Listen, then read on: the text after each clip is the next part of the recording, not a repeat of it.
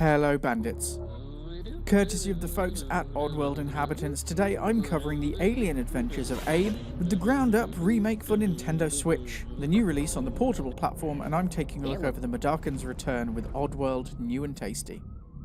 Those of you who've been here for a while will know that I'm a big fan of retro, and with a specific love for the PS1, I still have my original copy of Abe's Odyssey from when it released around 23 years ago. New and Tasty brings a new look at this pretty epic story with lots of advancements made along the way. You'll work as Abe, upgraded from 2D to a 2.5D world, and with smooth scrolling through the environment rather than the old flip screen gameplay. Your mission, however, remains the same. Escape from the deathly clutches of rupture farms and save your species and others from certain extinction at the weird leg-hand things of the ever-hungry gluckons. Oddworld New and Tasty is rated by Peggy at 12 and above, and by the ESRB as T for teen. There are a few elements in here which might cause a little concern, including blood and gore in the form of exploding bodies and gunshots, along with the various deaths which you will subject Abe to along the way. In addition, there is some crude humour in the title, along with cigar-smoking board members, which have been picked up by both Peggy and ESRB warnings. It's one which I can remember playing at a fairly young age, and the crude humour at that point was, to be fair, right up my own alley. Violence is presented in a comedic fashion, but you can't ignore the more graphic elements. Unfortunately, with this one for the younger members of the family, it is one which I would err away from due to the content and complexity, but it will be different for each micro bandit. In terms of accessibility, Oddworld New and Tasty is getting a rating of high level. With the single player and co-op action fairly easy to pick up and put down whenever you like, this would normally have a lower rating. Anybody who's played the Odyssey titles previously, however, will know that these can be quite a challenge, with quick and accurate control needed to guide Abe through the various levels. With a good eye on timing, some deft jumps and rolls under your belt, you'll make it through, but it could definitely provide a challenge. And with that stacked up, onto the rundown. Visuals great.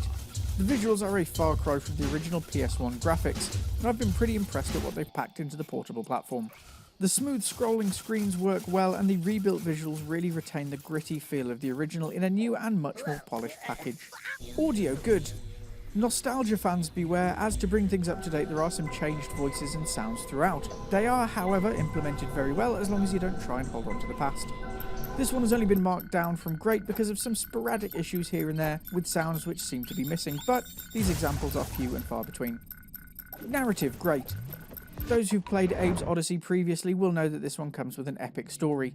It will be very enjoyable for newcomers, and while I would have loved to see some new content, it is still very enjoyable for us old-timers too. Replay good. I would have liked to see some more collectibles added outside the Madakans you must rescue throughout the title. The game does, however, let you replay chapters, which is quite nice when looking to catch and or liberate them all.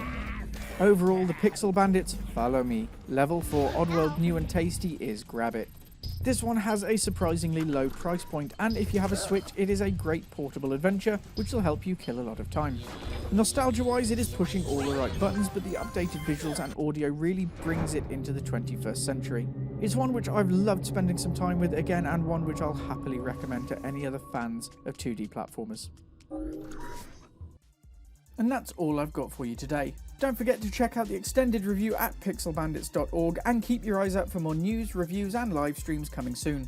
If you can spare enough for a coffee, every donation helps us keep Pixel Bandits ad-free and independent, and either way we'll see you again very soon, so don't wander too far.